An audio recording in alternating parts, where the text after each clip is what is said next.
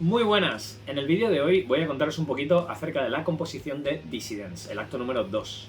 Vamos a ver cuáles son las melodías que representan a Nefertiti, que es el personaje que aparece en esta historia por primera vez, y vamos a ver dónde están las referencias y los motivos melódicos que se van repitiendo.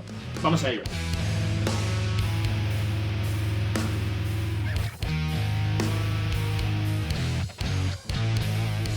Estos acordes del inicio del tema son un poco tensos, disonantes, y algunas partes suenan así como sinuosas y enrevesadas para representar un poco la actitud de Nefertiti.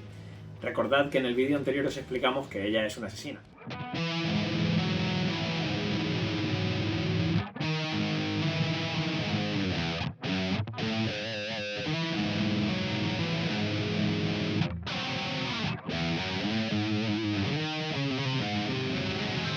Al principio, la melodía de la voz acompaña a las guitarras y dejamos como mucho aire y mucho espacio entre una frase y la siguiente. Sin embargo, después hay un momento de pregunta y respuesta, en el que la voz dice algo y el resto de instrumentos hacen un pequeño unísono.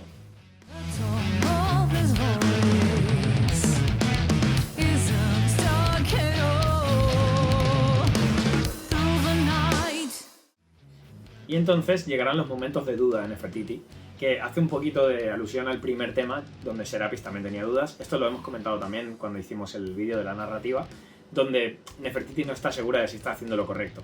Este es el riff más pesado del tema, y va acompañado del efecto de radio en la voz, para simular un poco que es en lo que piensa ella y no algo que comparte en voz alta directamente.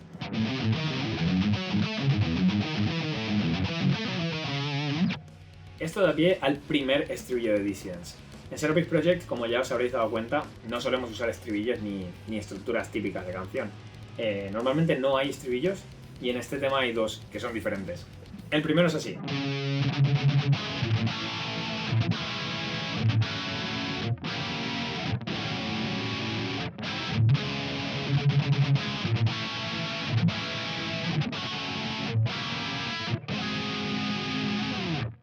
Se puede apreciar aquí que la melodía de la voz está incluida en todos estos acordes.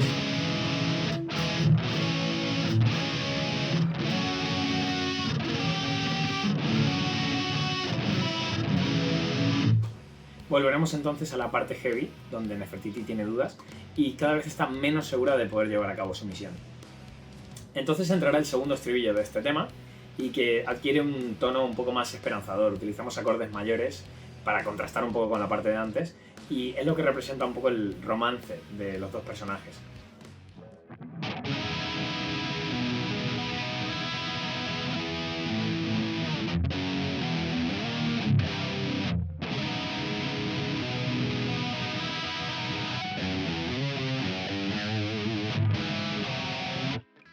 Llega entonces el momento del solo. Para la base contamos con una parte más limpia, más tranquila al principio, sin batería incluso, y luego la segunda mitad es más cañera, con más fuerza, con distorsión, y contamos con Adrián Fénix, un amigo mío de Córdoba, el guitarrista de Tale of Woe, para el solo de guitarra. Fue nuestra colaboración, nuestro artista invitado en el disco, y os dejaré en la descripción los enlaces para que podáis escucharlo.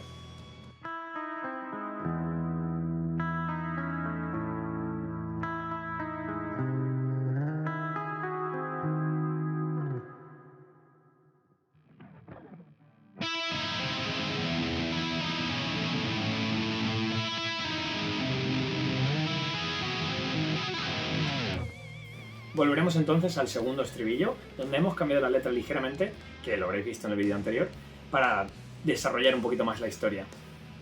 Aparece por última vez la parte heavy, donde Nefertiti ya no tiene tantas dudas, ya tiene más claro que lo que tiene que hacer es volver a casa y convencer a su padre para forjar la paz. Aparece entonces el estribillo número 1 otra vez, para dar cierre a la historia de este acto. Terminaremos el tema, después del riff principal, el de los acordes, con una frase instrumental compleja, típica de Pro, muy técnica y poniendo el punto final a la composición.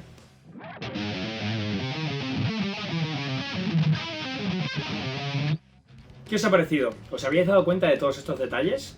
Déjanos en los comentarios y nos vemos la semana que viene en el playthrough de guitarra de Dissidents.